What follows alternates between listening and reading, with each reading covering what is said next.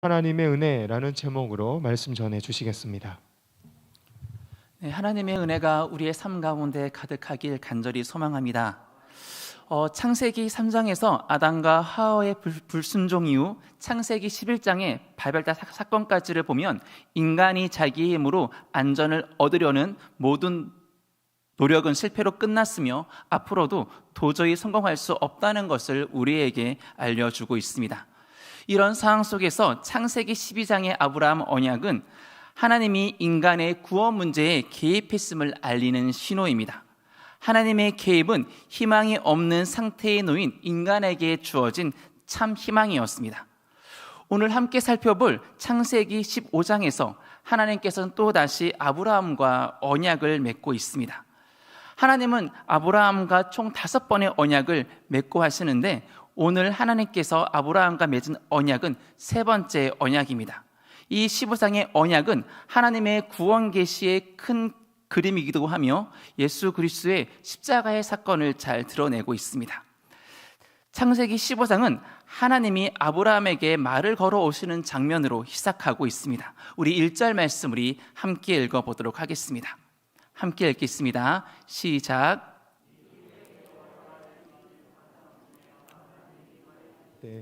아브라함아 두려워하지 말라. 나는 내 방패요 너의 지극히 큰 상급이니라. 아멘. 우리가 살펴보지 않았지만 창세기 14장에서 아브라함의 조카 롯이 포로가 되었다가 아브라함의 도움으로 포로에서 해방되게 됩니다. 그런데 그 아브라함에게 두려움이 찾아왔다고 성경은 말하고 있습니다. 그 이유는 자신을 공격한 주변의 민족들이 군사들을 모아 언제 자신을 공격해 올지 모르기 때문에 현재 아브라함에게 두려움이 찾아온 것입니다. 하나님은 그런 아브라함에게 겁내지 말라, 두려워하지 말라고 말씀하고 있습니다. 하나님은 아브라함에게 친히 방패가 되어 주시겠다고 말씀하고 있습니다. 즉 하나님은 아브라함을 지키시고 돌보시고 인도하시겠다고 말씀하고 있습니다. 또한 아직 약속의 아들이 없는 아브라함에게 그 약속된 자식을 반드시 주신다고 말씀하고 있습니다. 하나님의 약속을 믿고 갈대아 우르를 떠나온 지 벌써 오랜 세월이 흐르고 있음에도 불구하고 여전히 하나님이 주신 약속의 아들은 태어나지 않았지만 아브라함은 하나님의 약속을 믿었다고 성경은 증언하고 있습니다. 이것은 하나님을 향한 아브라함의 믿음이 견고해졌다는 것을 확인해 주고 있는 것입니다. 아브라함을 불러내신 후 아브라함을 향한 하나님의 열심은 갈대아 우르에서 그리고 하란에서 가나안 땅에서 애굽에서 그리고 헤브론에서 그리고 단에서도 멈추지 않았고 아브라함의 삶의 고비고비에서 하나님을 경험한 아브라함은 마침내 하나님에 대한 절대적인 믿음을 가지게 되었습니다. 아브라함의 삶에 믿음의 열매가 맺히게 된 것이라고 할 수 있습니다. 이 믿음의 열매가 맺힌 아브라함에게 하나님은 말씀하고 있습니다. 우리 7절 말씀 우리 함께 읽겠습니다. 7절 말씀 함께 읽겠습니다. 시작. 또 그에게 이르시되 나는 이 땅을 내게 주어 소유를 삼게 하려고 너를 갈대아인의 우르에서 이끌어낸 여호와니라. 아멘. 하나님은 아브라함에게 갈대아 우르에서 너를 이끌어내어 이곳까지 인도했다고 말씀하고 있습니다.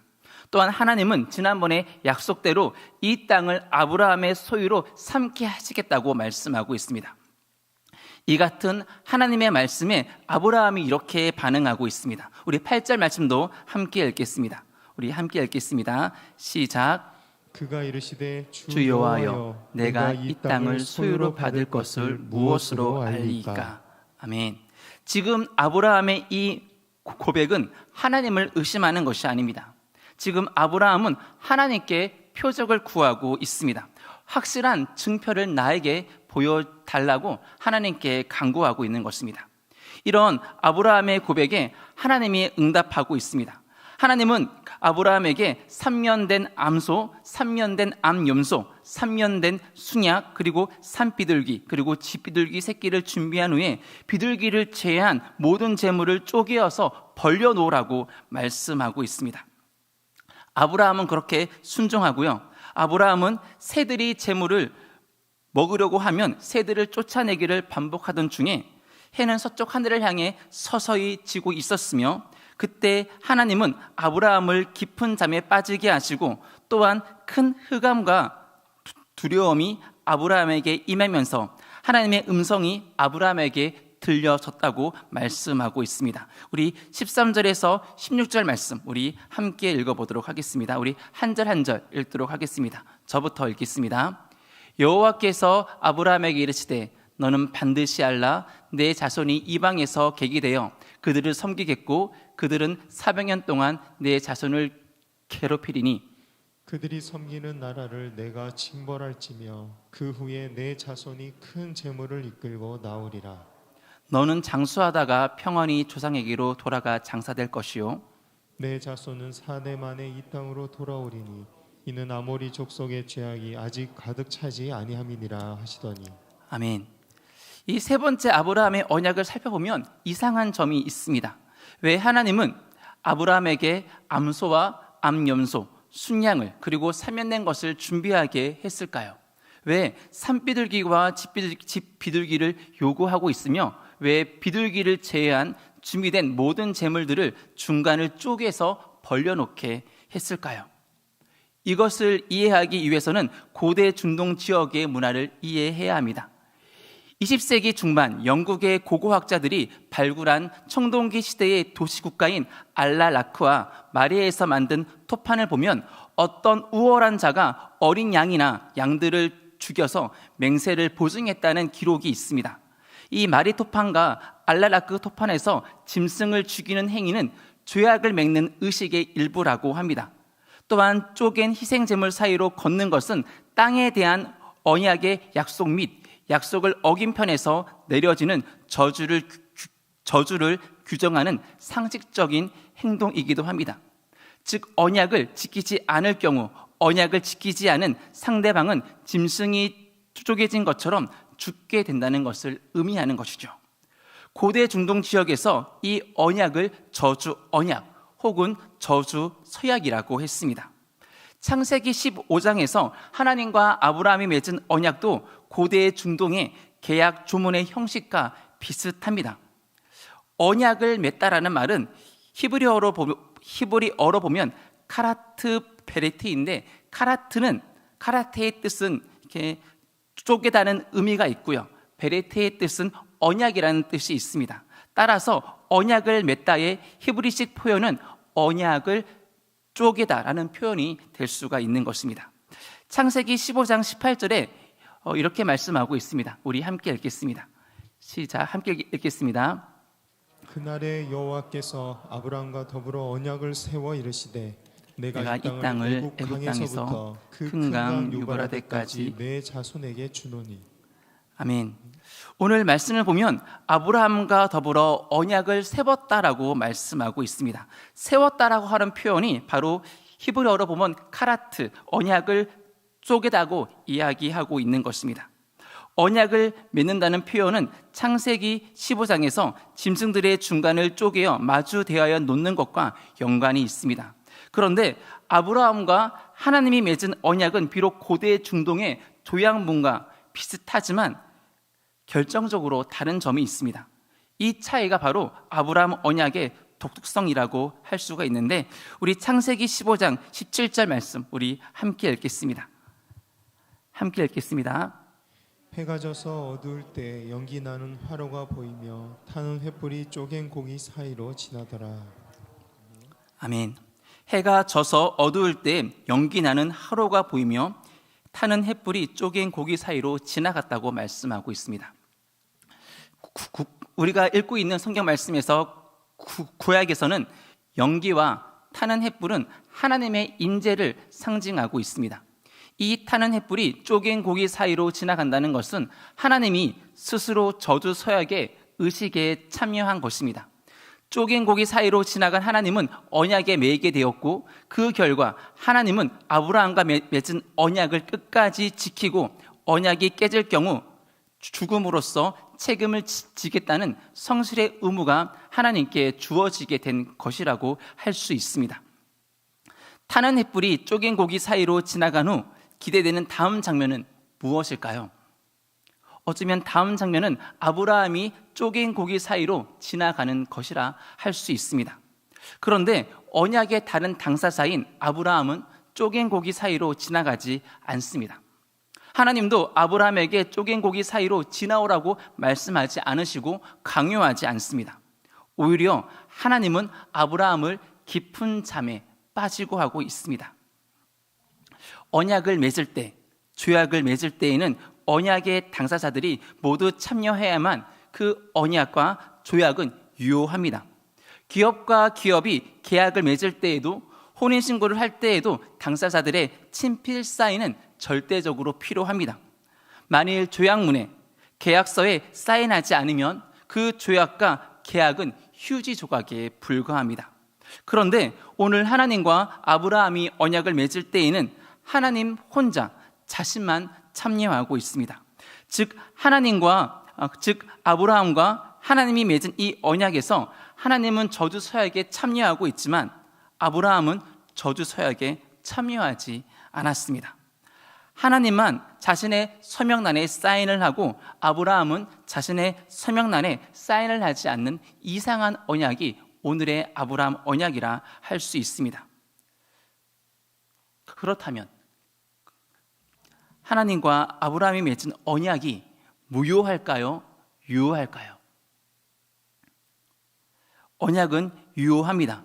유효할 뿐만 아니라 하나님이 주도적으로 아브라함을 면책시키시는 것이야말로 창세기 15장의 핵심이라고 할 수 있습니다. 이 언약에서 아브라함이 기여한 것은 아무것도 없습니다. 그 점에서 이 언약을 은혜 언약이라 할 수 있습니다. 저주의 언약이 하나님으로 인해 은혜 언약으로 바뀌게 된 것입니다. 우리 에베소서 2장 8, 9절 말씀 우리 함께 읽도록 하겠습니다. 함께 읽겠습니다. 너희는 그 은혜에 의하여 믿음으로 말미암아 구원을 받았으니 이것이 너희에게서 난 것이 아니요 하나님의 선물이라. 행위에서 난 것이 아니니 이는 누구든지 자랑치 못하게 함이라. 아멘. 우리가 얻은 구원은 은혜의 사건입니다. 우리는 우리의 행위로 구원을 얻는 것이 아닙니다. 은혜의 핵심은 우리의 구원이 우리의 행위나 우리의 조건에 의해 결정되지 않는다는 것입니다. 죽을 수밖에 없는 죄인들을 우리는 예수 그리스도의 십자가의 보혈과 부활에 힘입어 생명을 얻게 되었다고 성령은 말씀하고 있습니다. 우리가 우리의 구원을 위하여 아무것도 한 것이 없이 오직 예수 그리스도를 믿음으로 우리에게 은혜로 주어진 것이 바로 구원이라고 말하고 있습니다. 이런 은혜의 복음을 구약의 언어, 특별히 아브라함 시대의 중동 지역의 조약 문화로 설명한 것이 창세기 15장이라고 말하고 있는 것입니다. 그러기에 아브라함이 하나님의 말씀에 순종하지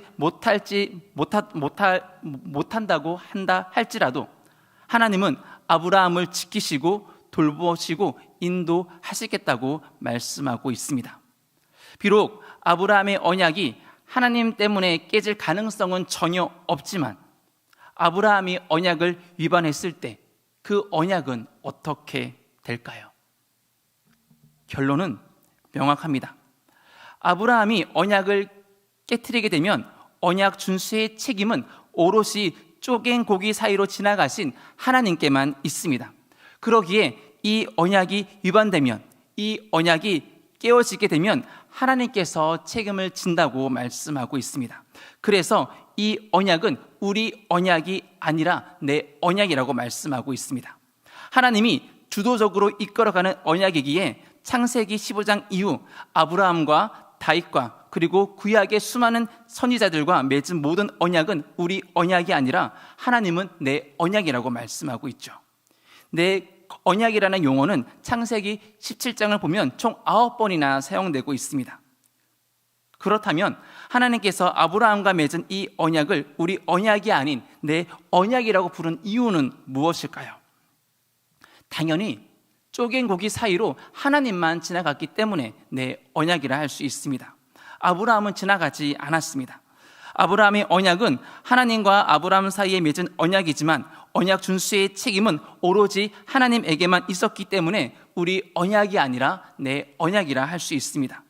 또 이 언약은 아브라함의 불안한 순종으로 지탱되는 것이 아니라 오로지 하나님의 은혜로만 유지가 되기 때문에 내 언약이라 할 수 있습니다. 신학자 윌리엄 덤블레는 내 언약의 특징에 대해 일방성이 있다고 말하고 있습니다. 하나님과 노아가 맺은 언약도 일방적인 것처럼 아브라함과 맺은 이 언약도 일방적이라고 말하고 있습니다. 즉 하나님에 의해 일방적으로 주도된 언약이 오늘 15장의 언약이라고 말하고 있는 것이죠. 일방적으로 우리에게 은혜 언약이 주어지게 된 것입니다. 내가 무엇인가 잘해서 은혜 언약이 나에게 준 것이 아니라 하나님이 나에게 그냥 주도적으로 우리에게 준 것이 은혜라고 말씀하고 있죠. 그렇다면 왜 하나님이 이 구원의 언약을 내 언약으로 만들었을까요? 그것은 하나님이 아브라함을 그리고 우리를 너무나 잘 알고 있기 때문에 그렇습니다. 성경은 언약을 지키겠다는 아브라함의 선의를 의심하는 것이 아니라 본질적 연약함으로 인해 언약을 지킬 수 없는 인간의 한계 사항을 잘 알고 있기 때문에 그런 것입니다. 로마서 3장 10절에서 18절을 보면 인간에 대해 이렇게 말하고 있습니다. 의인은 없나니 하나도 없다라고 말씀하고 있고요. 깨닫는 자도 없고 하나님을 찾는 자도 없고 선을 행하는 자도 없으며 입술에는 독사의 독이 있고 입에는 저주와 악독이 가득하고 발은 피 흘리는 데 빠르며 눈에는 하나님을 두려워함이 없다라고 말하고 있습니다. 우리의 참 모습에 대해서 하나하나 성경은 알려주고 있습니다. 이 말씀 앞에서 우리는 벌거벗겨질 수밖에 없습니다. 우리는 이 말씀 앞에 차마 얼굴을 둘 수가 없습니다. 성경은 말씀 앞에서 인간이 부딪히게 되는 이런 실존적 탄식을 이렇게 말하고 있습니다. 히브리서 4장 13절 말씀 우리 함께 읽어보도록 하겠습니다. 함께 읽겠습니다. 시작. 지으신 것이 하나도 그 앞에 앞에 나타나짐이 나타나지 않음이 없고 없고 우리의 결산을 받으실 이의 눈앞에 만물이 벌거벗은 것 같이 드러나느니라. 아멘.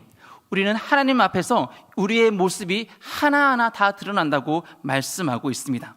우리의 전 존재가 말씀의 거울 앞에 섰을 때 거울 속에 드러난 우리의 모습은 영적으로 파산 상태에 있으며 조금의 희망도 없는 상태라고 말씀하고 있습니다. 그래서 성경은 이렇게 말씀하고 있습니다. 로마서 3장 23절에 모든 사람이 죄를 범하였음에 하나님의 영광에 이르지 못한다고 말씀하고 있습니다. 모든 사람은 죄인이라고 말씀하고 있습니다. 그로 인해 하나님의 영광에 이르지 못한다고 말씀하고 있습니다. 그러기에 우리의 행위로는 우리의 힘으로는 하나님께 나아갈 수가 없다. 우리에게는 그런 능력이 제로라고 말씀하고 있습니다. 만일 아브라함이 쪼갠 고기 사이로 지나갔더라면 당연히 아브라함에게도 언약을 지킬 책임이 주어졌을 것입니다. 그렇게 됐더라면 어떻게 됐을까요? 그 누구도 구원받지 못했을 것이며 하나님의 구원 계획은 보기 좋게 실패했을 것입니다. 하지만 하나님은 아브라함이 쪼갠 고기 사이로 지나가지 않게 함으로 언약을 유지할 책임을 스스로 지고 있습니다. 결과적으로 아브라함과 이스라엘 민족은 언약을 지키지 못했고 언약 유지의 책임은 하나님의 몫이 되고 맙니다. 이 책임은 2000년 후에 실제화된 것이 바로 예수 그리스도의 십자가 사건입니다. 하나님이 아브라함과 맺은 언약을 계속 이어가기 위해 우리를 구원하기 위해 자신의 아들을 십자가에서 죽게 했습니다. 아무런 잘못도 없는 분이 우리를 대신하여 죽게 되었습니다. 아브라함을 비롯해 모든 인간은 하나님과의 언약을 지키지 못했습니다. 그 결과 아브라함의 언약은 깨어지고 말았습니다. 언약이 깨어지면 그리고 그 언약을 회복하려면 누군가는 죽어야 합니다. 하나님께서 그 언약의 책임자였기 때문에 하나님께서 자신의 아들 예수 그리스도를 우리의 죄를 대신해 죽게 했습니다. 즉 하나님이 우리를 대신해 죽으신 것입니다. 그리고 그 예수 그리스도를 통해 우리는 하나님께 나아갈 수 있게 된 것입니다. 하나님의 약속은 신실합니다. 하나님의 약속은 변하지 않습니다. 우리의 약속은 순간순간 깨어지고 우리의 약속은 순간순간 변하지만 하나님의 약속은 태초부터 지금까지 변하지 않고 이어져 왔습니다. 그리고 다시 오실 그날까지 이어져 갈 것입니다. 우리가 믿고 있는 하나님은 그런 분이십니다. 신실하신 분이라고 말씀하고 있습니다. 그 신실하신 하나님께서 우리를 구원하기 위해, 우리를 자신의 자녀로 삼기 위해, 우리를 자신의 백성으로 삼기 위해 하나님 스스로가 그 저주서약에 사인을 했습니다. 우리가 그 언약을 지키지 못할 것을 아셨기에 우리를 그 저주서약에 동참하지 않으시고 혼자 그 모든 것을 담당했습니다. 그럼에도 그 언약은 무효한 것이 아니라 유효합니다. 그러기에 하나님의 그 저주서약이 우리에게는 은혜서약으로 다가온 것입니다. 신학자 레이 반드라는 창세기 15장의 쪼갠 고기 사이로 지나간 순간의 의미를 이렇게 말하고 있습니다. 그 순간에 전능하신 하나님이 자기 아들 예수에게 사형을 내렸다. 그 순간에 전능하신 하나님이 자기 아들 예수에게 사형을 내렸다. 우리가 지키지 못할 것을 뻔히 알매도 불구하고 하나님은 그 일을 우리에게 보이셨습니다. 자신의 아들이 죽을 것을 뻔히 알면서도 그 길을 혼자 걸어갔습니다. 그것이 우리에게 찾아온 은혜라고 말씀하고 있습니다. 그러기에 하나님의 은혜는 값싼 것이 아닙니다. 우리를 향한 하나님의 은혜는 지극히 평범한 은혜가 아닙니다. 하나님의 변하지 않은 신실한 약속이며 우리를 구원하기 위한 위대한 계획이며 그 안에 말로 표현 못할 하나님의 사랑이 녹아져 있는 것입니다. 지금도 변하지 않으시고 신실하게 약속을 지켜나가시는 하나님만 신뢰하는 사랑하는 성도님 모두가 되었으면 합니다. 지금도 우리를 포기하지 않으시고 우리를 당신의 자녀로 백성으로 삼으시기 위해 열심히 일하시는 하나님의 은혜를 날마다 기억하며 하나님의 은혜에 감사하며 하나님의 말씀에 기쁨으로 순종하고 하나님을 전심으로 사랑하는 성도님 모두가 되기를 간절히 소망합니다. 이 한 주간도 하나님의 은혜, 그 은혜에 대해서 그냥 물 흘러가듯 감격을 누리는 것이 아니라 나를 향한, 나를 위해 하나밖에 없는 아들 예수 그리스도를 보내시기까지, 죽기까지 그 은혜를 베풀어 주신 그 주님과 온전히 동행하며 그 안에 기쁨을 누릴 수 있는 사랑하는 성도님 모두가 되기를 간절히 소망합니다. 우리 시간 함께 찬양하였으면 좋겠습니다.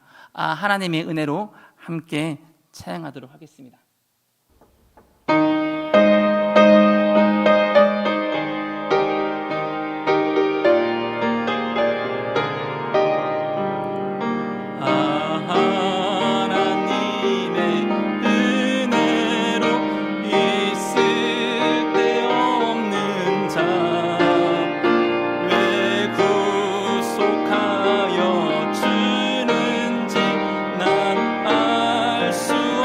또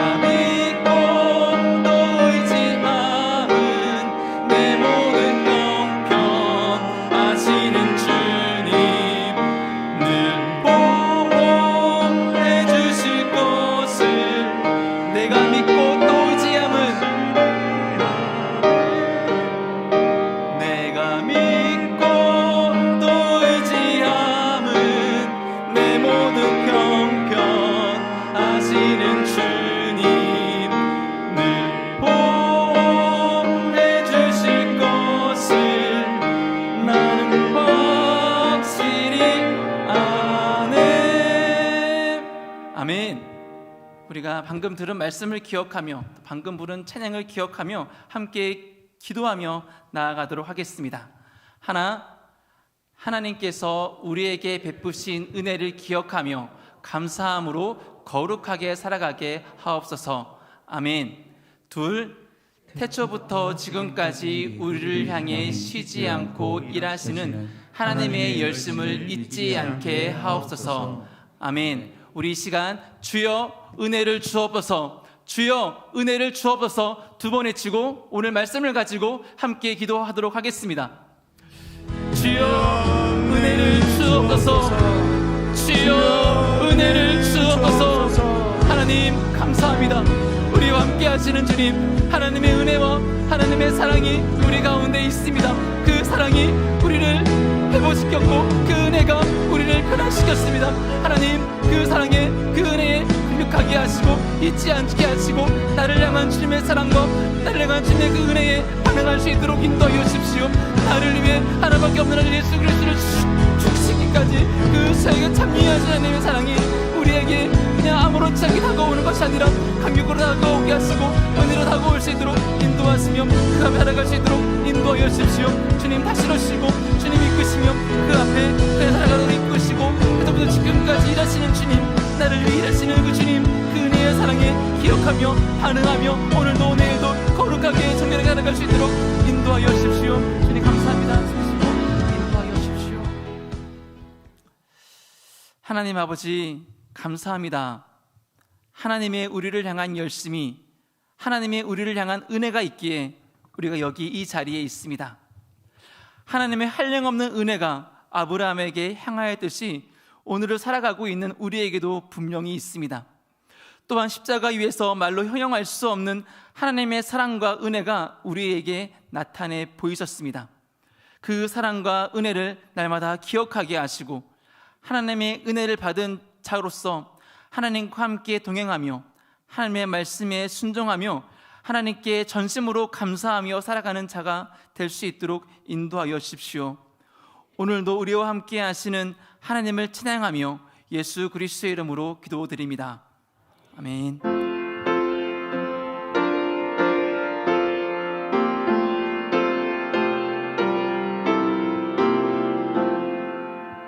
계속해서 교회를 위해 몇 가지 함께 기도하겠습니다.